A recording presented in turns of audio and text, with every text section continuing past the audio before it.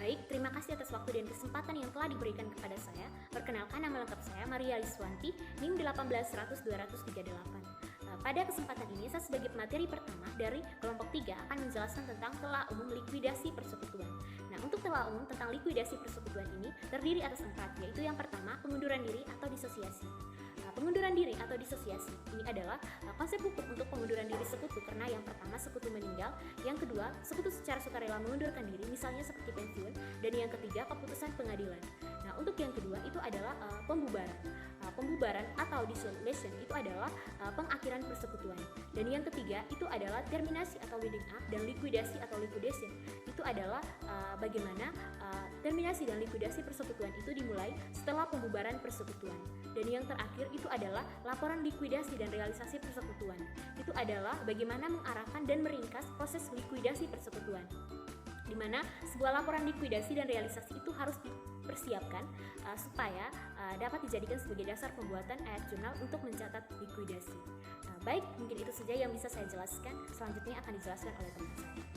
Perkenalkan, nama saya Maria Elfrida Nimbo, NIM 18100-246. Di sini saya akan menjelaskan tentang likuidasi sekaligus. Likuidasi persekutuan secara sekaligus merupakan proses likuidasi di mana seluruh aset dikonversikan menjadi kas dalam waktu yang sangat pendek. Kreditur eksternal dibayar dan pembayaran tunggal secara gabungan dilakukan kepada para sekutu atas bagian modal yang disetorkan. Pertama, realisasi aset. Pada umumnya, sebuah persekutuan mengalami kerugian ketika menjual asetnya. Persekutuan dapat saja melakukan penjualan cuci gudang karena akan ditutup, di mana persediaan diturunkan nilainya sehingga mencapai di bawah harga jual normal dengan maksud untuk mendorong penjualan dengan segera.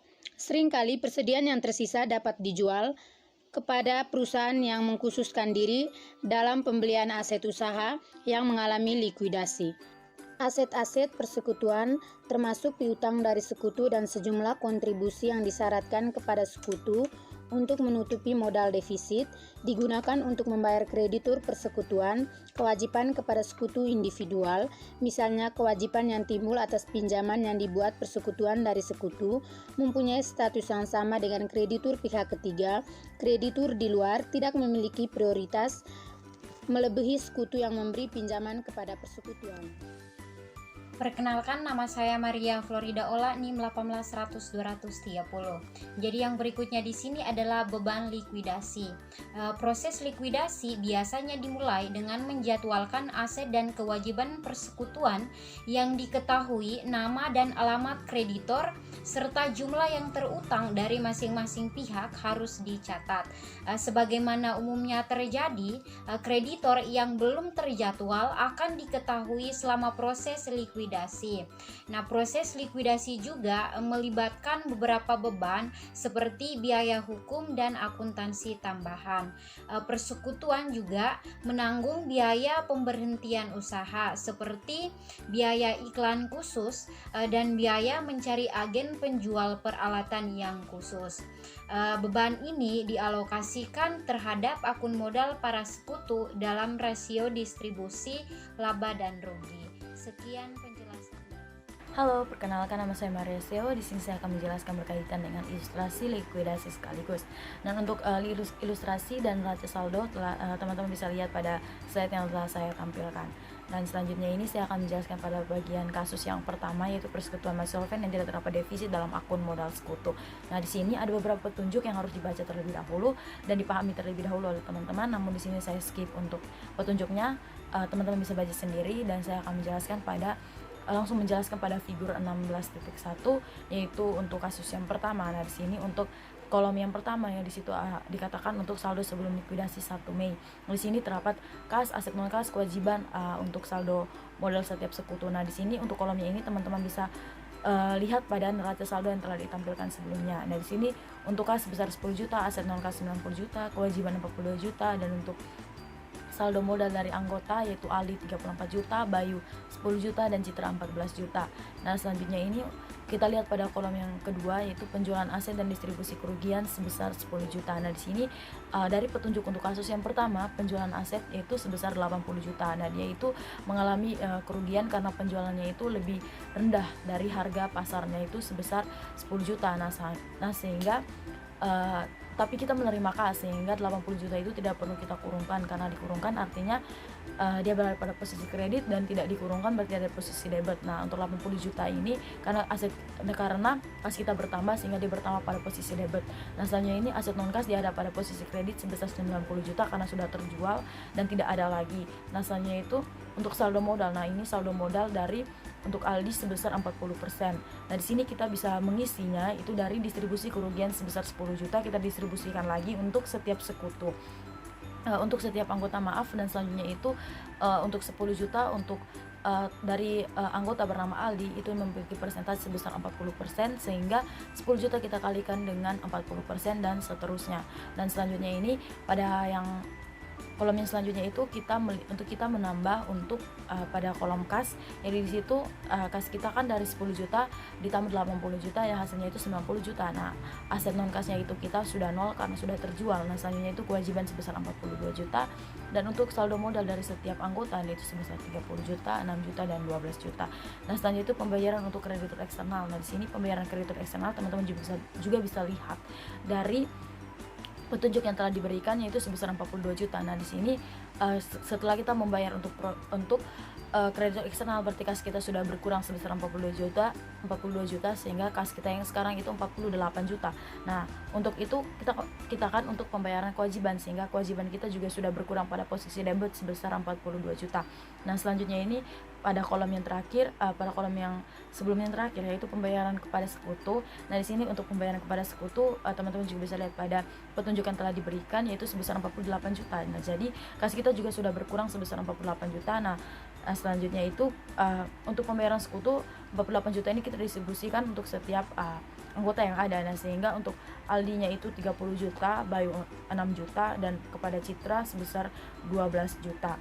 Nah, selanjutnya ini untuk saldonya itu pasti akhirnya nol, karena kita mendistribusikan semua aset yang ada kepada setiap sekutu atau kepada setiap anggota. Nah, selanjutnya itu kita mencatat jurnal. Nah, jurnal pada tanggal selanjutnya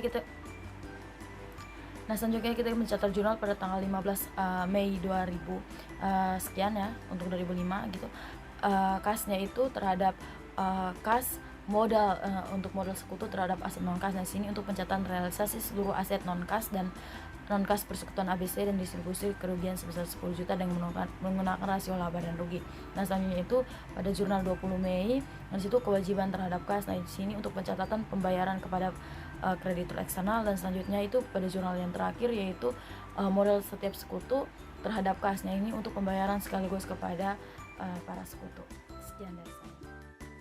Baik, perkenalkan, nama lengkap saya Maria Fortunartina Orema, NIM 18100200001. Baik, di sini saya akan menjelaskan kasus 2, yaitu mengenai persekutuan masih solven dan timbul defisit pada akun modal sekutu.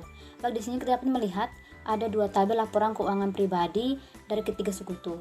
Dan di sini juga kita dapat melihat adanya ilustrasi soal. Baik, kita langsung ke penjelasan jawabannya. Baik, berikut kita dapat melihat adanya tabel laporan likuidasi dan realisasi persekutuan likuidasi sekaligus dari persekutuan ABC. Di sini yang pertama yaitu saldo sebelum likuidasi 1 Mei pada kas sebesar 10 juta. Nah, 10 juta ini dapat dilihat pada ilustrasi likuidasi sekaligus pada tabel neraca saldo persekutuan ABC 1 Mei 2005. Kemudian untuk aset non kasnya sebesar 90 juta, ini juga dapat dilihat pada tabel neraca saldo. Untuk kewajibannya sebesar dalam kurung 42 juta, ini juga dapat dilihat pada tabel neraca saldo. Nah, di sini dalam kurung ini menunjukkan jumlah kredit. Kemudian untuk saldo modal Aldi 40% yaitu sebesar 34 juta. Ini juga dapat dilihat pada tabel neraca saldo. Pada Bayu 40% sebesar 10 juta. Ini juga dapat dilihat pada tabel neraca saldo. Pada Citra 20% sebesar 14 juta. Ini juga dapat dilihat pada tabel neraca saldo. Baik yang kedua yaitu penjualan aset dan distribusi sekaligus sebesar 55 juta pada kas sebesar 35 juta. Nah, 35 juta ini merupakan jumlah harga aset non-kas persekutuan yang dijual pada tanggal 15 Mei 2005 sehingga pada aset non-kasnya sebesar dalam kurung 90 juta. Untuk saldo modal Aldi yaitu sebesar 22 juta, ini diperoleh dari 55 juta dikalikan dengan 40%. Untuk Bayu sebesar 22 juta, ini diperoleh dari 55 juta dikalikan dengan 40%. Untuk Citra sebesar 11 juta, ini juga diperoleh dari 55 juta dikalikan dengan 20%. Sehingga total kas yaitu sebesar 45 juta, aset non kasnya 0, kewajibannya dalam kurung 42 juta. Untuk saldo modal Aldi yaitu sebesar dalam kurung 12 juta, Bayu sebesar 12 juta, dan Citra sebesar dalam kurung 3 juta. Yang berikutnya yaitu untuk pembayaran untuk kreditur eksternal yaitu sebesar dalam kurung 42 juta. Nah, 42 juta ini merupakan jumlah pembayaran untuk kreditur eksternal pada tanggal 20 Mei 2005 sehingga kewajibannya sebesar 42 juta. Sehingga total kasnya sebesar 2 juta, 3 juta, aset non kasnya 0, kewajibannya 0, Aldinya dalam kurung 12 juta, Bayu 12 juta, dan Citra dalam kurung 3 juta. Yang berikutnya yaitu distribusi defisit sekutu yang insolven, yaitu pada saldo modal bagian Bayu sebesar dalam kurung 12 juta. Nah, di sini mengapa pada Bayu yaitu karena Bayu secara pribadi tidak solven, maka defisit modal Bayu sebesar 12 juta dialokasikan kepada sekutu lainnya, yaitu Aldi 40/60 kali dengan 12 juta sehingga 8 juta pada Aldi, sedangkan untuk Citra yaitu 20/60 kali dengan 12 juta sehingga 4 juta pada Citra. Sehingga total kasnya yaitu sebesar 3 juta, aset non kasnya 0, kewajibannya 0, untuk Aldi sebesar dalam kurung 4 juta, untuk Bayunya 0, untuk Citranya sebesar 1 juta. Baik, yang berikut untuk kontribusi oleh Citra untuk menutupi modal defisit yaitu pada kas sebesar 1 juta. Nah, 1 juta ini merupakan distribusi atas defisit Bayu menimbulkan defisit dalam akun modal Citra, sehingga Citra harus memberikan kontribusi sebesar 1 juta untuk menutupi defisit modalnya, sehingga pada Citra sebesar 1 juta. Kemudian total kasnya yaitu sebesar 4 juta, aset non kasnya 0, kewajibannya 0, untuk Aldinya sebesar dalam kurung 4 juta, untuk Bayunya 0, untuk Citranya 0. Kemudian yaitu untuk pembayaran sekaligus kepada sekutu saldo pasca likuidasi yaitu pada kas sebesar dalam kurung 4 juta. 4 juta ini merupakan pembayaran sekaligus dilakukan kepada Aldi sebesar kredit modal yaitu 4 juta sehingga pada saldo modal Aldi sebesar 4 juta. Dan yang terakhir yaitu saldo pasca likuidasi seluruhnya adalah 0 yang menunjukkan bahwa seluruh akun telah ditutupi dan persekutuan secara penuh telah likuidasi dan dihentikan. Sekian penjelasan dari saya, selanjutnya akan dijelaskan oleh teman saya. Baik, perkenalkan nama lengkap saya Maria Germana Chosen Omilale, NIM 18100200031. Di sini saya akan menjelaskan kasus 3 yaitu persekutuan tidak solven dan defisit timbul dalam akun modal sekutu. Untuk soalnya teman-teman bisa lihat pada makalah yang telah kami upload dan untuk ilustrasinya bisa dilihat pada gambar di samping saya. Di sini kita lihat saldo sebelum likuidasi 1 Mei, kas sebesar 10 juta, aset non kas 90 juta, kewajiban 42 juta dalam kredit, Aldi 34 juta dalam kredit, Bayu 10 juta dalam kredit, Citra 14 juta dalam kredit. Penjualan aset dan distribusi kerugian sebesar 70 juta. Di sini kas 20 juta, aset non kas 90 juta dalam kredit, kewajiban 0, Aldi 28 juta, Bayu 28 juta, Citra 14 juta. Sehingga totalnya kas 30 juta, aset non kas 0, kewajiban 42 juta dalam kredit, Aldi 6 juta dalam kredit, Bayu 18 juta, dan Citra 0. Sehingga kontribusi oleh Aldi dan Citra untuk menutupi modal defisit yaitu sebesar kas 12 juta, aset non kas 0, kewajiban 0, Aldi 6 juta dalam kredit, Bayu 0, Citra 6 juta dalam kredit. Sehingga untuk totalnya di sini kas 42 juta, aset non kas 0, kewajiban 42 juta dalam kredit, Aldi 0, Bayu 0, dan Citra pun 0. Berikut pembayaran untuk kreditur eksternal saldo pasca likuidasi yaitu kas sebesar 42 juta dalam kredit, aset non kas 0, kewajiban 42 juta dalam kredit, Aldi 0, Bayu 0, dan Citra 0.